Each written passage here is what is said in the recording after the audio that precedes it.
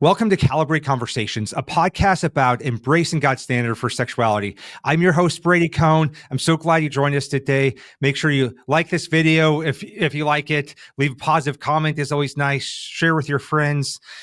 Today, I am really excited about our special guest. I've been watching his podcast for a long time. He has a lot of great wisdom to share. His name is Andrew Rodriguez. Andrew is the owner of Integrity Christian Counseling. He has a podcast called Psycho Bible. Check out that YouTube channel.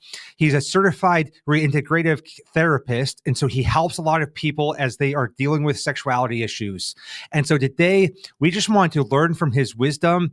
Andrew has a heart for people. He walks alongside people. He invests in them. He has a voice in our Christian world about ways of helping people overcome sexual addiction, sexual behaviors. And we are excited just to hear from his wisdom today. He's joining us from the state of Pennsylvania. I love Pennsylvania. And so welcome, Andrew. Hey, Brady. Good to be on here. Good to finally meet you. Absolutely. So it's so weird, this online world. We've been Facebook friends for so long and we interact with each other, but I don't think we've ever actually had a conversation. So that's first. It's nice to actually have a conversation and let people in on it. Yep. So Andrew, I just want to start with a little bit of your story. What has Jesus done in your life? And then how has that led you to wanting to help other people apply the gospel to their lives? What has Jesus done? How has he brought you to where you're at today? Okay. I could be long-winded, so I'll give a short version. Sounds good. I'm blessed to have parents who were on fire for God. Both come from very different backgrounds. My dad comes from a very dysfunctional background. My mom from a very traditional background, but God brought them together. And so I'm blessed that my parents wanted to instill in us from an early age a relationship with Christ. So I accepted Christ and made him my master at a young age, like age 4. I accepted Christ, and I just been steadily following God ever since then. And of course, been through lots of up and downs, experienced things like being bullied, dealing with a lot of loneliness growing up, and coping with that. And so, even as a Christian, I've gone through different experiences where I've had to learn more about who I am in Christ, that my identity is in Him, that ultimately He's the one I can rely upon, that He's my source for my confidence, for my worth, my value.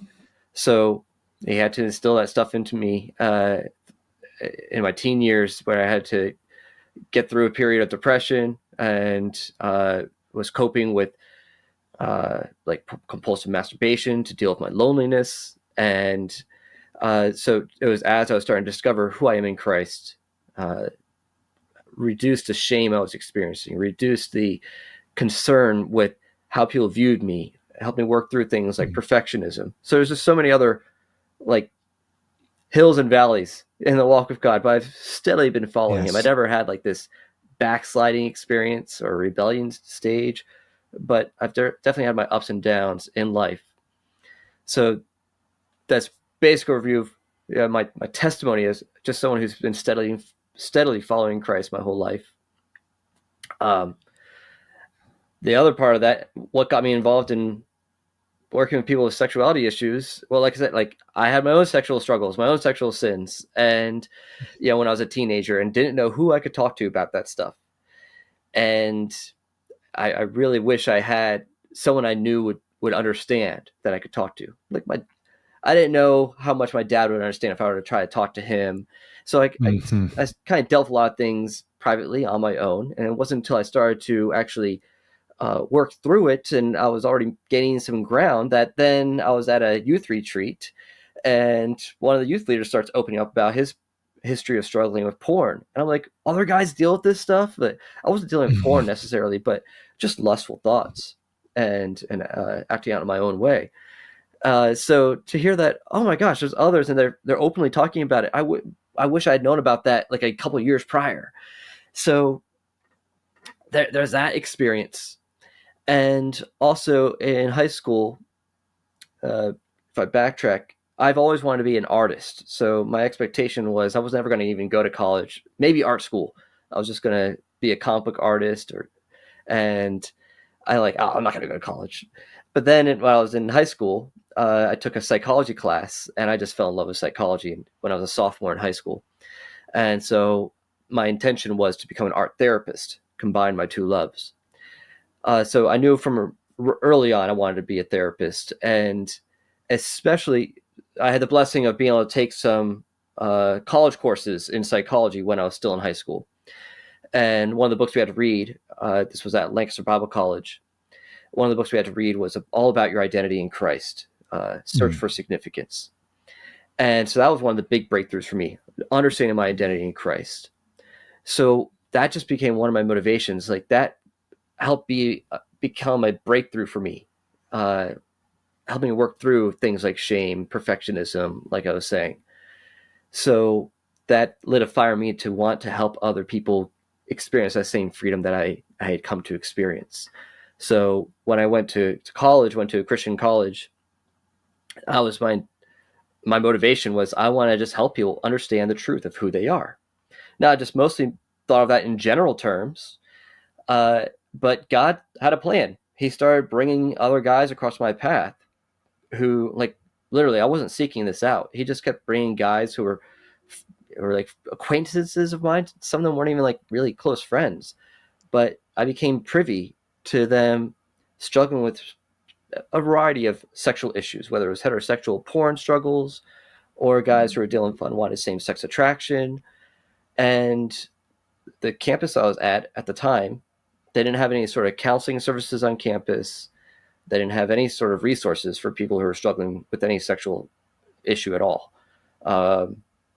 And I had the blessing of being able to intern at a counseling practice that actually at the time was a member ministry of Exodus International. And they were a counseling practice that specialized in all sorts of sexual issues, not just same-sex attraction. And that was a very powerful internship experience. So when I returned to campus after that, God put in my heart, you're going to start up a support group for guys, in particular for guys dealing with same-sex attraction. The school did not like that idea. So I had hit a lot of opposition from the school. They took a very disciplined approach that, well, there shouldn't be a support group that guys can go to because then they'll just go to that and they won't come to student life where we can discipline them. And so we butted heads. Wow. They wanted me, if I was to start up a support group, they wanted me to report them, any of the members of the group, if they admitted to breaking any of the codes of conduct. So they didn't want confidentiality, all this stuff. So it was an uphill battle to start up a group. Eventually what happened is I started up a support group it was a general group for guys dealing with pain from the past. But every school year, half the guys were dealing with unwanted same-sex attraction. The other half of the guys were dealing with heterosexual porn addiction and sexual addiction issues. And so I led that group for 8 years. I was graduated by my wife. I met my wife when I was in college. And she was still a student for several years after we got married and after I graduated. But I'm still living in the area. And I'm like, hey, I want to leave my school in a better place than how I came in. So I volunteered to run this group for years while I was working an office job. And then halfway through my time doing that, I went to grad school so I can finally, I want to do this full time. I love working with these guys. There were so many powerful experiences, just creating a place, a community on campus that was safe for guys to open up about these issues and find community, find hope, healing to some degree for that short period of time where they're on campus. And so eventually I went to grad school and long story short, experienced some difficulties in grad school because of the work I do, because I was very open about working with guys with unwanted same-sex attraction. But God brought me through that and got me even more connected with other people. That led me to getting connected with one of my heroes in the field, Joseph Nicolosi Sr., and the rest is history. So. Awesome. There's so many questions I want to ask you right now and observations I'd like to point out. One is that I love that you started this group with just guys with hurt and pain from their past, and it ended up being every year a whole bunch of guys with same-sex attraction, some with heterosexual attraction. And I think that's awesome. You're able to have a ministry to both.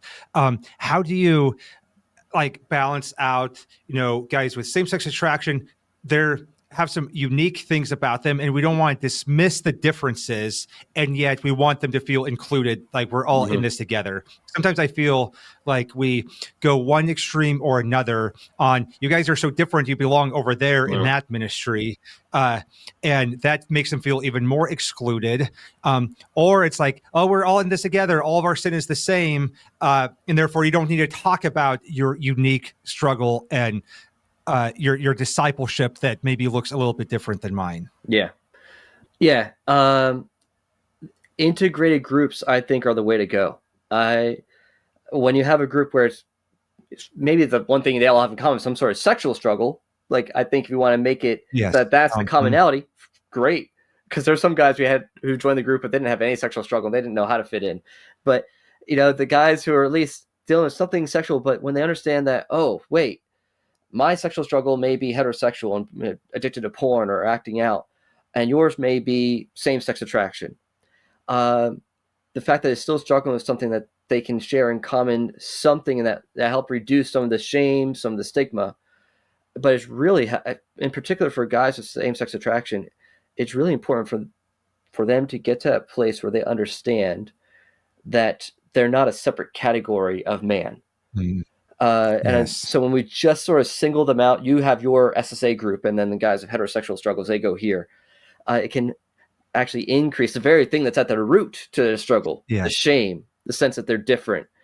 And so when they're integrated, I've some of the best experiences I've had in that group were the guys who were dealing. There's one memory comes to mind. One year we had in the group, it was one of the guys who was actually like considered like one of the coolest guys on campus. He was athletic, and he was just, everyone thought he was the coolest guy. And he was in the group dealing with heterosexual porn struggles. And you have a bunch of other guys dealing with SSA. And one of the exercises we did, there's one exercise that really helped with bringing cohesion to the group. About halfway through the school year, I assigned them to do a life timeline where they draw out a line, they identify key moments in their life and how emotionally impactful those moments were. And they work on it over like Thanksgiving break. And so when we come back after that, they each take time sharing their story, sharing key moments. And it's up to them what they share. They don't have to share their whole story, just pick a few moments. And so people can choose to still be pretty guarded or to be vulnerable. And this particular guy, he decided to open up, and he went first. And he shared about how he was molested as a young boy by an older cousin. And that just sort of set the tone for the other guys who were so ashamed of their stuff to then open up.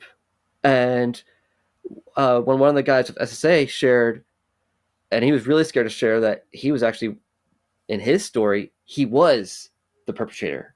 He was someone who initiated experimenting on a younger cousin or friend, forget the case.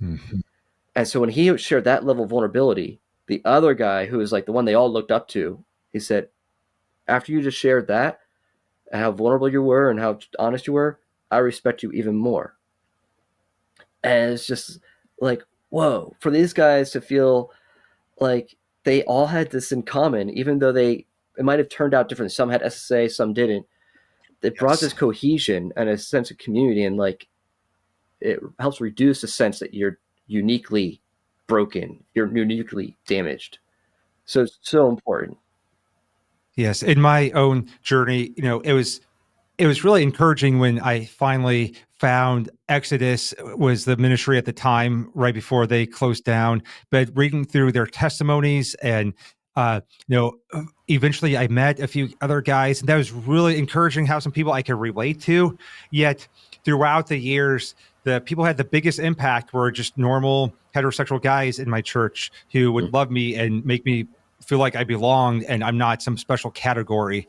And so, I think we have to be cautious with that. And we can minister to people who we might not fully understand. We might not understand why this person is struggling with that, but we can still include them in our community and in our church life and in our small groups. And we can be curious and, examine what's going on in their heart and let them be fully known and seen, even if we don't completely understand what it is that they're struggling with. Yeah.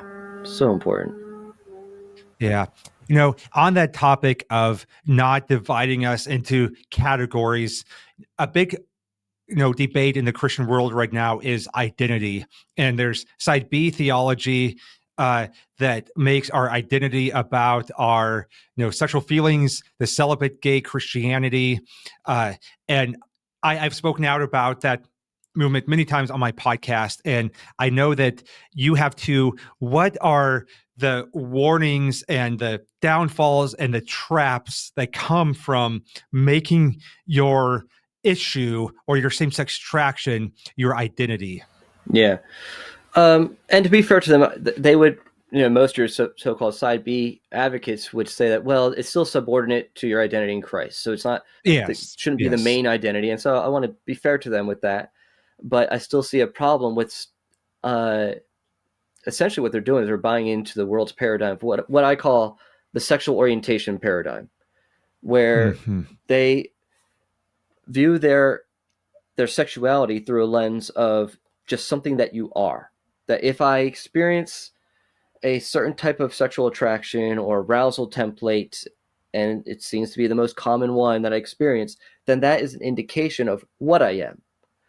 And so when you take that sort of approach, and it makes sense that they take that approach, to me, it's a misguided or ill-informed conclusion to come to, but it's understandable. I can understand why someone arrives at that conclusion. 100%. I understand how they get there. Yeah, but the problem is it then becomes a trap. It becomes like your prison that you can't then think outside of that.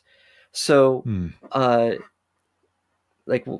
the main thing I try to train my clients in is to get to a place of being curious and just open to whatever the outcome may be. But the problem is when you lock yourself in to this is what I am, then you limit what you consider possibilities for yourself. There's actually been some research done.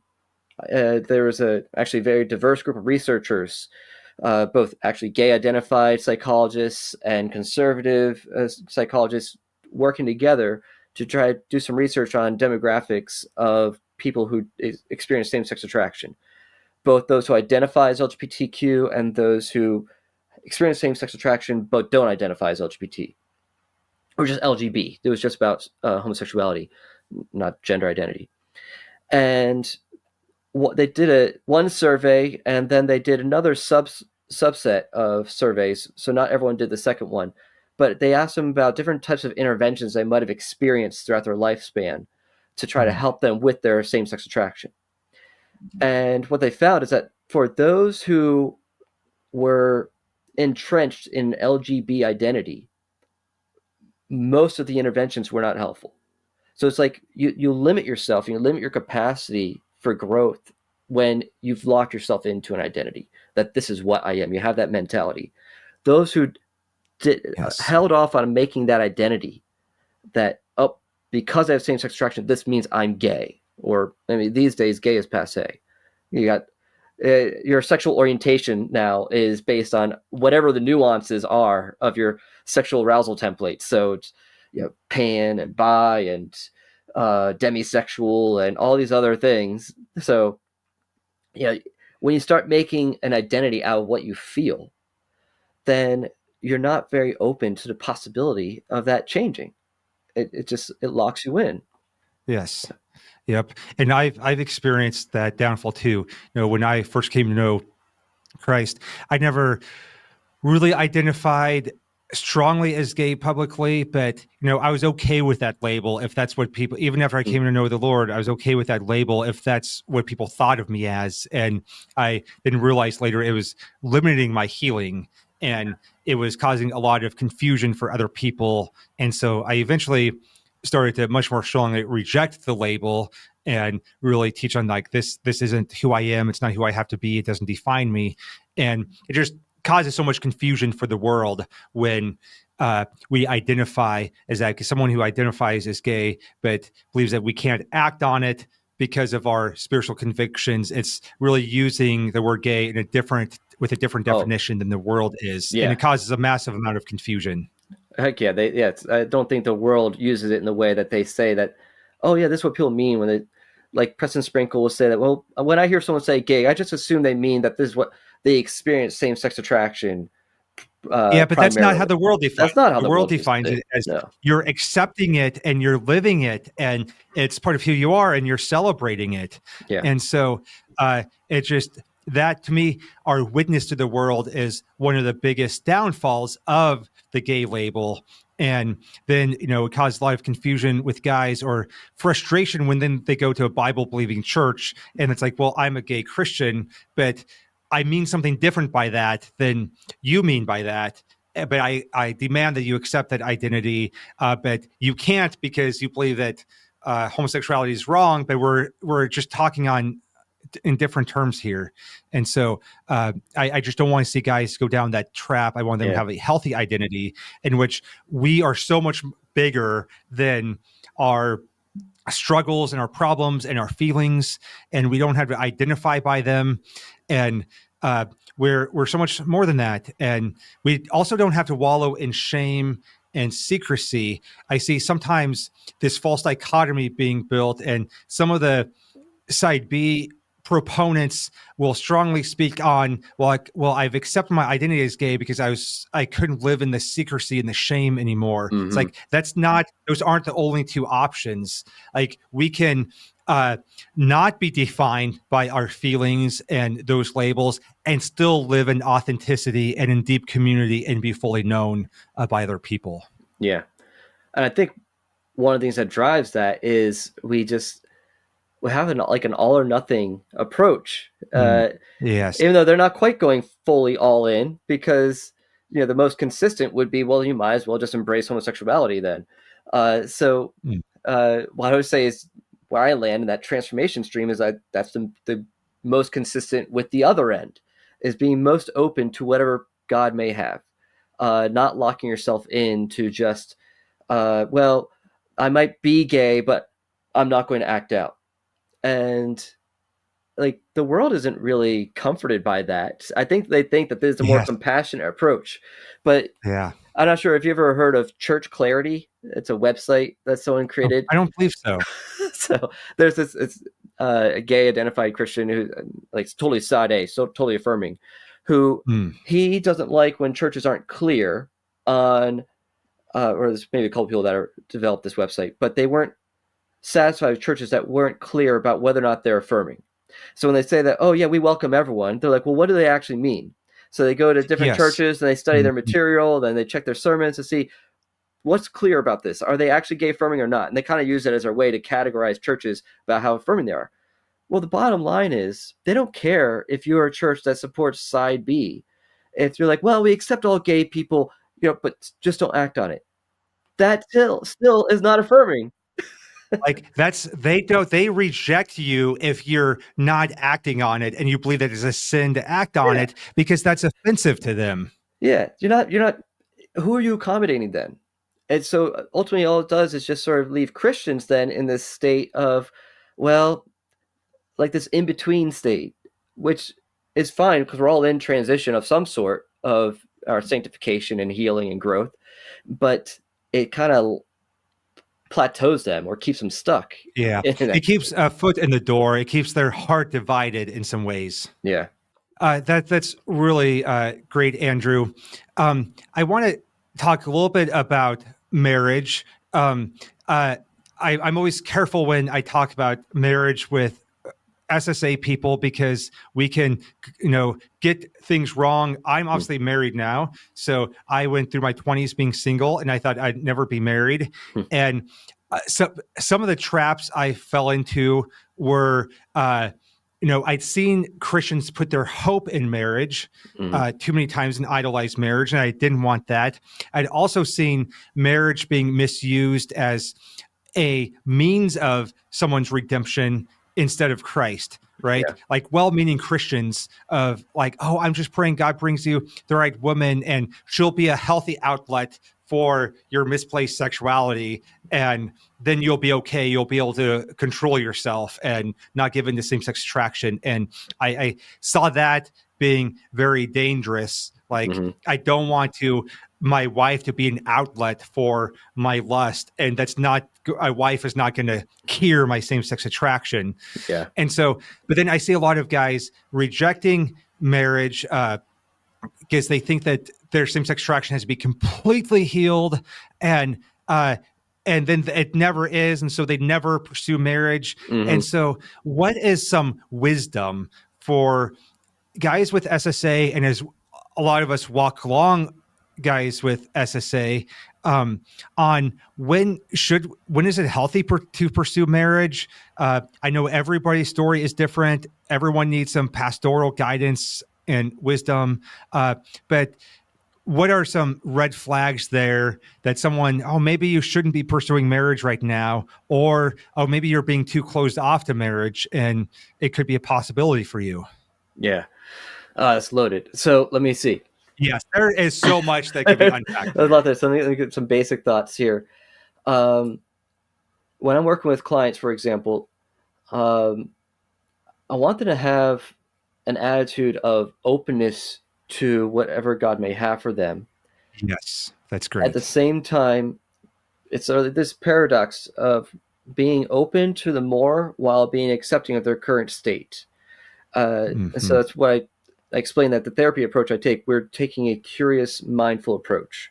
So where you're accepting non-judgmentally of what your current experience is, so that you can learn from it. You're entering into a curious mode where you can learn from what you're dealing with, and you're open to the possibility of things changing. So if someone is maybe sort of in a state where they're demanding, I better get married, like they will not be satisfied with God, with life, with existence, until their attractions have completely reversed and they have no remnant of SSA any longer, and they only experience sexual arousal toward women or toward at least their wife. Or some people they want to be completely reversed, so they're just like every other stereotypical straight guy. If you have that sort of demand, you probably will be, well, one, you're not going to be satisfied, because it's not likely going to happen that way. And then that demand will actually interfere with the very healing process. So one thing, and it'll lead to more shame. Yeah. And you're not getting what you're demanding, and then you feel more shame, and then it's this downward cycle, and that shame leads to more of what your heart longs for when it's feeling shame, which is more same-sex attraction. Yeah. It is a bit of a paradox in that we want to have a hopeful expectancy that we can trust. I love that God will bring good. He desires good for me. So one of the markers that I'm looking for to see that someone is ready for marriage is that if they're in a state of readiness to be a good gift, and also to receive the gift of the other. I use a lot of language from Theology of the Body from Pope John Paul II, in understanding that your core identity, especially if you understand it as, if God is love and we're made in his image, then at the core of your identity is to be a gift of love. And so we don't just want people to experience heterosexual attraction. Like that's not the epitome of what God wants for us. We want to get to a state where we're ready to be a good gift. And so that means that you see yourself as having intrinsic value as a person, and also that you see your value as a male. So if I'm working with a male client, for example, that you see that you are one of the guys, that you are secure enough. There might be a lingering insecurity, like you need to be perfect, but you're secure enough in understanding that you are male and you're made to be a good gift to a woman, and that you see the other as a good gift for you. And that's ultimately what's at the bottom of attraction. What is attraction? It's to recognize the other as good for you. So when you see that someone has same-sex attraction, that tells me this person sees people of the same sex as being good for him, that there's something that members of his own sex have that he needs, that he's lacking.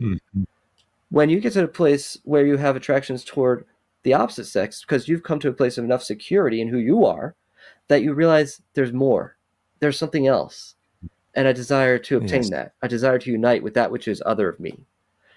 So when you can get to that place of where you're just open for whatever God may have, it will lead you to a place ultimately of being ready to offer yourself as a gift to the other and being willing to receive the other as a gift. Yes, I love that paradigm and that language so much. That is extremely, extremely helpful. One of the first things that I learned when I came to know Christ and was doing some research and found some resources, which I know it's been said a million times by a million people, but the opposite of homosexuality isn't heterosexuality, it's holiness. And so I need to be seeking holiness in Christ as my ultimate goal. And out of that, heterosexuality may come and, you know, but that should be my goal is holiness with Christ. And I love how you phrase that of being at a place where you can be a good gift to a wife and accept a wife as a good gift from you.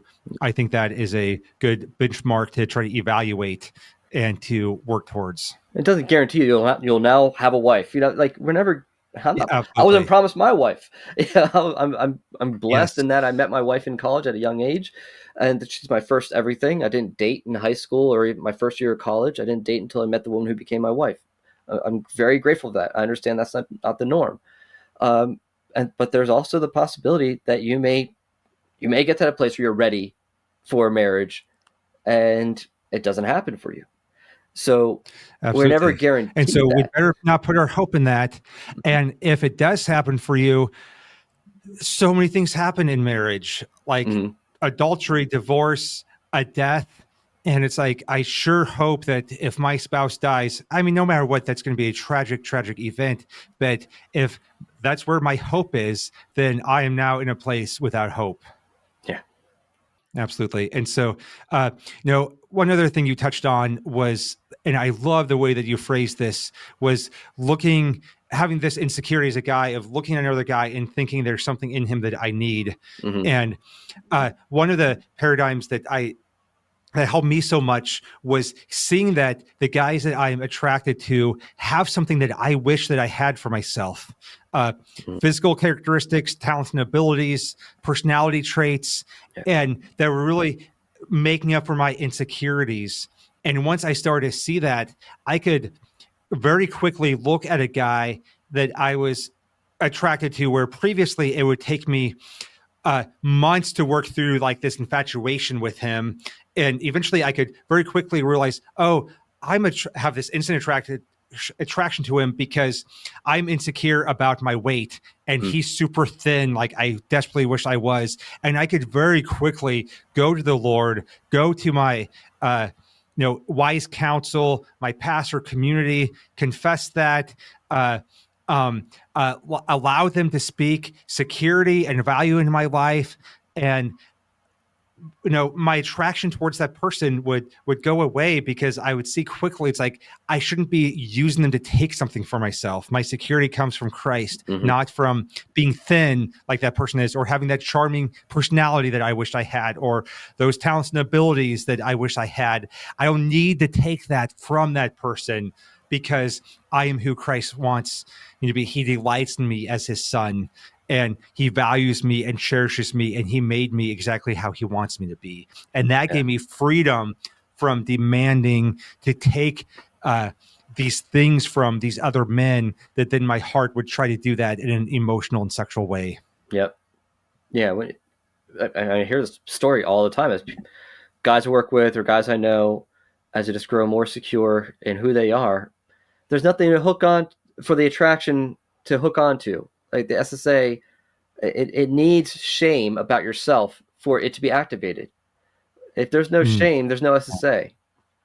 So when yeah. we work on the shame at the root, the sense that you're inferior as a man, that you don't belong, that you're not like the other guys, when that gets healed, that gets resolved more and more, it's the desire to obtain something from the other man really, it dissolves. Um, Yes. and one thing I noticed is like what's behind sexualization, what's behind things being eroticized. is the greater the deficit, the greater the desire. The more that we sense we're lacking something, the more that, just not by choice, but just unconsciously, just physiologically, we're more aroused by that which we perceive as a good that we need. And so it increases our desire for connection with that. So it doesn't mean that just because you experience same-sex attraction, that means that, oh, you're sinning just by feeling the attraction, but it should be something you view as an indicator. Something in my heart level, something in the level of my soul needs to be addressed, because I'm seeing something attractive in this man, or in my fantasy about him, that tells me, it gives me a clue about where there's a lack, where there's a deficit, where there's a wound in my own soul. So use the attraction as a clue for what God wants to heal. Yes, that's great. I want to shift gears for a moment. I see a lot of your videos on, sexual attraction, arousal. People you aren't used to using that word, but it's important that we talk about those concepts. Let's talk for a moment about gender. We live in a culture that's so crazed with gender issues right now, and transgenderism, non-binary. There's a lot of social contagion going around with those identities. And how do we process that as Christians? How do we see that? How do we help people? What is some of the lens in which we should be viewing this? Well, gosh. Okay. So a couple different lens. One part of it is the social contagion, where a lot of it is a fad. So when you see it with a rapid onset gender dysphoria, especially among adolescent girls, most of that is very surface level. This is a trendy thing to do, not to downplay how dangerous it is, because it's like it can take them to some horrible places. It to some horrible places where they now have made some very drastic decisions about their life, with under ill advisement. So, and I would say you also see a lot of very surface level LGBTQ plus identification. There's been some studies that show that the amount of people, especially Gen Z and Gen Alpha, and millennials as well, who identify as LGBTQ plus, is not proportionate to the number of people who are engaging in LGBTQ plus behavior. That's so interesting. It's real easy just to say you identify, but not actually do anything that's consistent with that, whatever that identity may be. Yeah. So yeah. So that indicates there's a lot of fad going on. So on one hand, I caution people from overreacting, and let's be the level-headed ones who are just going to stay solid on understanding male, female. This is how God has created us. That reality is not changing just because the world is going mad about this issue. And we need to just be consistent in our language. We need to not adopt the world's terminology. I think a lot of conservatives actually got themselves in more trouble by agreeing with some of the premises of the LGBT or gender ideology, by saying, well, yeah, sex and gender are two different things. That gender can be more just how you think, and that no. Why don't jump into agreeing with them? Don't use their terminology. It was understood for many years that gender was just being used synonymously with sex. And yes, I don't like also as there's so many areas where we've tried to accommodate the world, and it's ended up just clouding our own faith, our own, Christianity, and it's been a compromise that is leading to death. Oh yeah. And when we try to accommodate the world, and then it becomes just our worldly system, which we're adding a little bit of Jesus to it, and which then ends up being a gospel-less Christianity. Yeah. Like I was going to say, like one of the other things I can't stand is when people even use terms like biological sex. Is there any other? Yeah. When you have a truly Christian worldview is integrated, meaning that you see this. Nancy Pearcey talks about this in Love Thy Body and Total Truth, and which she gets from Francis Schaeffer, that the Christian worldview, and this is the understanding of humanity up until the Enlightenment, is that the spiritual and the physical are integrated, that there's an overlap, that the moral and the physical are integrated, but we have a Gnostic heresy that's run through even the church that has been manifesting in this gender ideology now that we need to be careful not to endorse in any way. So when we use terms like, well, there's your gender identity and there's biological sex. No. It's just sex. There's no biological sex and non-biological sex. What would that be? No, there's no such thing. We need to be certain, because it's all integrated. Your identity is, God gave you your body to tell you who you are. Your body is your indicator of who you are. So when I look at the trans issue, it makes sense that has been the outgrowth. I know a lot of people try to say, oh, trans is totally different from homosexuality. No, it's a progression. It's the extrapolation of the lie at the root of homosexuality. Homosexuality is a confusion about teleology, of what the purpose of your sexuality. Transgenderism is a confusion of ontology, of what you are, male or female. And when like we were talking about earlier, most guys with SSA, what's at the root is a sense of gender inferiority or gender insecurity or a confusion about who they are. May not at the ontological level yet, but a sense of how they are as a man. And so the trans is an extrapolation of that. As you continue in the insecurity, then it gets to more and more to the point of, well, am I even a man? So that's why you see that a lot of times people say, oh, I see a lot of trans individuals who started out with same-sex attraction and then it kept progressing. Exactly. As what they're doing wasn't giving them peace, and their life gets more and more extreme as they further go down that road. And I'm thankful that I was raised at a time when the transgenderism wasn't really an option then. I'm sure there's still some people at that time who were dealing with gender dysphoria, but it wasn't a mainstream option. And now it's like that's just part of the journey of SSA, and then rejecting your gender completely. I was talking to a friend yesterday. We had coffee, and he was telling me about his transgender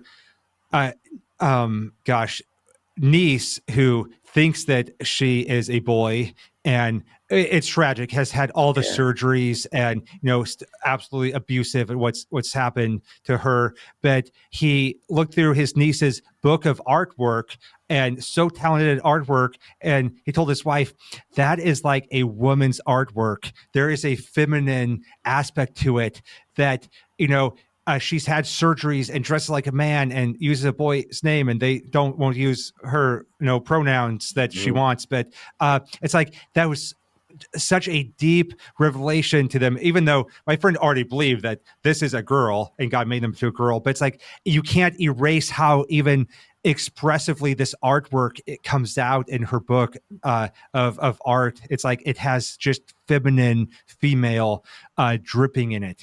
And I thought that was such a powerful moment of revelation and observation that he made. Which is, it's ironic because the whole idea behind transgenderism is that gender is all mental.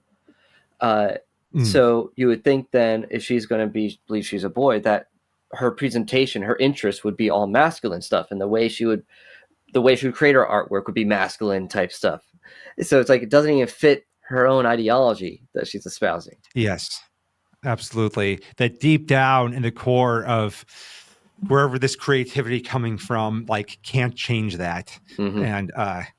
And I see this gender ideology, preaching to the choir here, leading to such tragic results, and kids trying to escape something, and trauma, abuse, shame, and just they desperately want to be another person. And sometimes that is the route that they take to try to escape who they are, because they're filled with shame over who they are. Yeah, I don't see a whole lot of trans. I do have some clients with gender dysphoria. I've had some men with autogynephilia. So I do work with gender issues, but a lot of times it's, if you just give them the space to explore what's beneath it, like the conclusions they'll arrive at, they can get there if they don't have this outside pressure from society and their friend groups, and just it's so ubiquitous now. All the LGBTQ promotion. Like Yeah. if And we grew social up, media gets them so hooked in, yeah, TikTok and so much social media where that becomes their bubble, and so many loud voices of them telling them to escape to here. This will give you peace. This is where you'll find life. We'll love you, accept you. You belong here. And it leads to so much darkness and death. But then they get so much caught into that bubble. That's the only voice that they're hearing. and I might sound like a dinosaur, but that's why I do not recommend parents let their kids have cell phones or unhindered internet Oh, access. absolutely. That's the Absolutely. There worst. needs to be some strong regulations there. And so many times I hear parents say things like, well, I just believe in, helping my kids to navigate that well, but they just have no idea what their kids are actually exposed Yeah. to. So their kids aren't navigating it well. And so their kids are keeping secrets, or they're accidentally exposed to something Oh that yeah. they can never unsee, that affects their heart in deep, profound ways that the parent just has no idea. How do we ever survive without that stuff? Like seriously, it's our own generation who grew up without it that is allowing it, and it's like, come on, Yeah. use some Yes. wisdom here. Yes. Absolutely. Absolutely. Do you have any other thoughts for parents right now? With parents raising young kids and teenagers in this LGBTQ filled, sex crazed, identity politics world, do you have any thoughts for how parents can help navigate that with their kids? Yeah, so unfortunately, you can't keep your kids in a bubble either. So I was I Yes. was I was homeschooled all 12 years, Mm. but yet I wasn't like most other homeschoolers in that uh, we weren't sheltered, and so like I said, my dad came from a really rough background. He was into drugs and all sorts of stuff before he became a Christian, and set free when he became a believer. Uh, so we heard the stories. My parents, we also were involved in a lot of ministries in helping people who were dealing with drug and alcohol recovery or coming out of prison. We'd volunteer with a halfway house that one of our old churches was involved in, and yeah, so you have to. I'm just saying that because that helped inoculate me from things. I was protected in some ways from influences from the Mm-hmm. world, to the point where at least I didn't care about being trendy, about whatever the fads Mm. of the world Yeah. were. I'm very nonconformist, so I'm like, well, then I don't care about that. Mm-hmm. Everyone else is into Mm-hmm. whatever the fad is these days. I'm now into the opposite of it. So Yes. you got to inoculate your kids against fads. You got to get to the point where they see the world is like shifting sands and winds. It's always going different directions. It's not stable. They need to be plugged into, uh, good church life. You at home need to be demonstrating to them having a stable, consistent walk with God, and being Yes. authentic with your walk with God, being honest when you make mistakes as parents, when you make mistakes as a spouse. Your kids need to witness you resolving and reconciling with your spouse. So they need to see what it looks like to have healthy communication. You need to practice reflecting and not just correcting your kids, but show that it's safe for them to be honest with you, and that you'll respond with showing understanding, so that they know if I have a question about anything in life, I know I can at least talk about it with my parents. They might not know all the answers, Absolutely. but I could talk to them. So they need to There get, needs to be some discipleship, some heart level conversation, not yeah, just protecting them, but shepherding their hearts. yeah. So it's fundamental that parents need to be the greatest authority in their kids' lives, and authority Mm. in the subjective sense. Like, your kids need to understand that you know stuff, and that you uh, are not swayed by the opinions of the world. You actually are firm and stable, but you're also reasonable. So being a tyrant in the home either, it doesn't fly. The kids will push back against that. Mm-hmm. So you don't. Kids are like bars of soap, so you can't hold them too tight; they'll fly out of your hand. So you got to treat them gently. Yeah, and as they age, you got to move past the here are all the rules, the do's and don'ts. So as they're starting to enter adolescence, you move from here's why we do this, here's why we believe this, and give them opportunities for them to figure it out. Yes. What within limits, within guidelines, of course. You don't just like hand your kid a gun and just say, like, figure it out. No, you give guidelines, Mm-hmm. coach them through life. So I think it's a breakdown. There's a lot I can say about all this. So What we No, see that's great. with how we've been, even the world of psychology, when I was in grad school and you take a lifespan class, when we get to the section about adolescence, they talk about how the way we approach adolescence these days is we allow kids to go through an identity moratorium, where we let kids just sort of Mm. pick and choose their identity and let them figure it out on their own. And that might be goth, or might be emo, that might be into punk, whatever. They might try on different identities. Well, that's when it was like pretty innocuous stuff. But now it's trans as one of the potential identities. But I'm like, I saw that as problematic even back then, because kids still need guidance, and they actually get more anxious when they're not given any guidance. It does more harm as well if you are super controlling, but if you don't give them any guidance, they actually get more anxious. They need to know where the limits are, where the guidelines are, and then you coach them through it. You help be a place where they can bounce ideas off of. Awesome. Absolutely. That's absolutely great.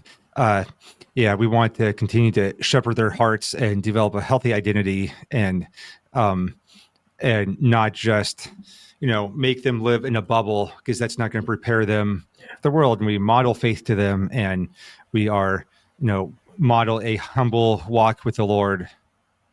Yeah. So, Andrew, as you're, looking at the world out there, what else do we need to know about sexuality? We are all ears. I want to I'm here to pick your brain today. You are the expert. Everyone gets tired of hearing my voice. And so, what is pressing on your mind today? What do we need to know? This is mostly a Christian audience. They're here to be equipped, is why people listen. Mm-hmm. And so, what does the world, the average everyday Christian, need to know today about navigating sexuality issues? It's funny timing, because I just put out today, the day we're recording this, put out a video on how the conversion therapy narrative that's out there is a psyop. Oh, yes, that's a good one. It's made to manipulate and essentially brainwash the masses to believe all these lies. And so the advice at the end of that is you need to question the narratives. You need to be skeptical. And so as you're asking the question, I'm thinking about how over the past several years, everyone's talking about being red-pilled. Yeah, the big phenomenon in the conservative world, or at least more like the classical liberal and libertarian world, is being red-pilled. And so I just joined X. Like I've been avoiding Twitter for the longest time, but just in July, I finally joined X. I hate Twitter. I've avoided it for the longest time. But I remember I came across this post on X. Someone said, "What was it that red-pilled you?" And I'm like, it's so funny to me, because growing up a conservative Christian at that, you don't need to be red-pilled. You already know that the world is anti-Christian. The world's messaging about everything is going to go against our what we should believe. And so I didn't need a red pill for me to know not to trust what I hear from the news most of the time, not to trust most of what I see in the textbooks about human sexuality. And, I had already a skepticism about what I would hear. So as Christians, we can't be too comfortable. I think we got lazy over the past several generations before things went off the rails, in assuming that our culture was on the same page as us because of cultural Christianity. Cultural Christianity allowed us to get complacent and think that the world would generally agree with us. Well, maybe that might be true in the Bible Belt, but most of the rest of the country, no. They've always been anti-Christian. They've always hated us. Absolutely. They hate our values. And one of the ways I've seen that play out is with discipleship of our kids with sexuality in their life. We were kind of way too hands off with our discipleship of our kids, and we let culture disciple our kids, because our standard was just heterosexuality. And that was a disaster, because we have porn and all kinds of sex outside of marriage, and no fault divorce. And so parents were okay with whatever their kids did as long as it was heterosexual. And culture could produce heterosexuals. That's about all the culture was producing, even though it wasn't godly. Yeah. And now I think that's part of how we've gotten to where we are. And we're seeing that lack of discipleship just wreak havoc in the lives of our kids, and we can no longer ignore their discipleship because culture raising them is having disastrous results. Yeah, and so now what you see is And it not always so was much. before homosexuality and transgenderism, because their heterosexuality wasn't necessarily healthy either. Yeah. But to us, it was moral enough that that was good enough. Yep. And so what we see now is blended in with what true Christianity and conservatism is now is blended with just basically anti-wokeness, as long as it's not woke. And so now, Yes. what is the bare minimum standard? Seeing hot girls now. So like, look at the whole Sydney Sweeney, Levi's or whatever jean ad it was, American Eagle. It's like, oh, we're back to promoting sexy looking women now. And it's like, now you're seeing all the so-called conservative pundits like promoting that, like, yeah, we're back. It's like, hold up, we're just going back. It's like the culture is going to go back and forth. We as Christians need to have a steady understanding of good sexuality. We don't miss Christ, because both sides can completely miss Jesus in the process. So much on one hand, I'm saying be skeptical of all the messaging from the world. And that means whether the world is promoting what seems like normative sexuality or they're promoting things that are clearly depraved or clearly like out of line with LGBT stuff. Doesn't mean that all things heterosexual we should be embracing either. So be skeptical of what the world is putting out, but that's not enough either. We need to be aware of and embracing and promoting and teaching and modeling to our children authentic Christian sexuality.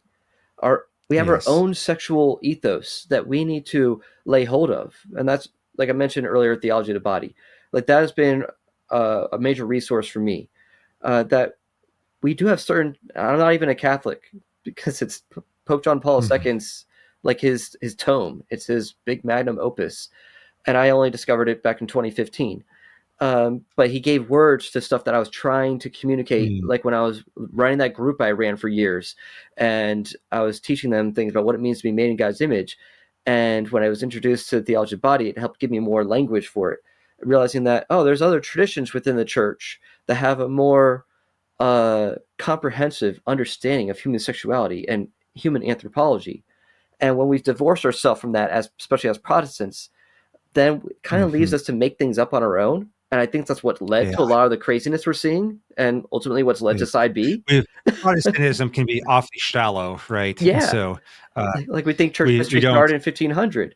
So, like, there's so much depth to that Orthodox and Catholicism. Like, I'm mining those depths for a greater understanding of what it means to be human. And understanding the things that they got right and the things that they taught that were good. Yeah. The understanding they did have about the human body and sexuality that we could glean a lot from today. Yeah. So when we start to understand, we actually have the answers the world needs. The world going into LGBT or the world embracing a pornified culture, we should understand that in terms of the world is really searching for answers about who we are and what we're made for, what we're meant for. And instead of just jumping on their bandwagon of like the blind lead them blind, we should understand we have the source. We have the truth. We just need to start owning it ourselves and promoting it. Yes. Understanding it, living it, teaching it. Absolutely. And, when we reject the narratives of the world, we can still do that with love and grace, right? I think that sometimes people have accepted these worldly terminologies and things because they see the other side kind of hating people and being hardened and obtrusive about how horrible all you people are. But no, we can stand up to truth. We can reject the worldly paradigms, and we can still love people, and we commanded to love people. It's not mutually exclusive, and we can do it with the gentleness and grace to soften their hearts and to just make disciples and lead them towards Christ. Yeah, I mean that's I'll say I love you, and like we have to understand this is not it's not contradictory to speak truth to people, to hold to good standards, that's not running opposite of love. It's out of love. So it's not, I Absolutely. love you, but I will not endorse, or I will not infirm this identity or this lifestyle. No, it's I love you, and because of my love for you, I have to let you know that this is not going to be good for you. This is not what's God's best for you. And because I love you, and because I love you, I want to offer help if you want it. I won't force it on you. I won't impose my values on you, but I'm available if you want it. And that's what true compassion Yes. is. True compassion is to agree with the truth and to offer valid help for those who actually want it. Yes. Yes. Offering valid help. That is a good word. All right, Andrew, we are running out of time. Any closing thoughts? I definitely want you to share about your podcast so people can connect that, and we will link that and we'll tag you. But what are some closing thoughts that the world needs to hear right now? Probably we could keep talking all day, but yeah, I could give a whole people lot are more tired of thoughts. hearing our voices. But yeah, check me out on YouTube, Rumble, Psycho Bible, all one word, battling about psychology and theology. So, yeah, I will say the truth, even if it gets me canceled. I've had some videos taken down because I'm just trying to speak up for things that people are looking for. You know, YouTube will tag our videos with the Trevor Project disclaimer at the bottom. You've probably had some of those. It's all the time. It's like, wait, does this video get scanned yet? I don't see the Trevor Project thing on it yet. So I expect it. Yep. I'll also plug this if anyone wants to hear me speak in person, or not just me, but a whole bunch of others. I'll be at the Alliance for Therapeutic Choice Conference in Texas this October 10th and 11th. Please come out. We would love to see you guys there. Nicholas C. Jr. will be speaking. Walt Heyer. Awesome. I've always wanted to hear him or connect with him. Yeah. So that's he'll be awesome. sharing on the research about the study that YouTube banned me talking about. Walt Heyer will be there from Sex, Change, Regret. Brad Dacus from Pacific Justice Institute. A bunch of others will be doing breakout sessions. So it'll be a great time of equipping, encouragement. So please check us out at therapeuticchoice.com. Awesome. Thank you so much, Andrew. I really appreciate your time, your wisdom, your heart, your discernment. We all have a lot to learn, but we can all be equipped, and that's what we're here for. Thank you, Brady. Well, everyone, thank you so much for joining us on this episode of Calibrate Conversations. I pray that as you go throughout your week, you can embrace God's standard for your sexuality. Go out, make disciples, love people well, be discerning, reject the evils of the world, and you got this. Christ can help you, and we're here to help you walk along the way. So just check out website, calibrateministries.com, more podcast episodes, resources. Let me know if there's anything I can do to help. Thank you so much.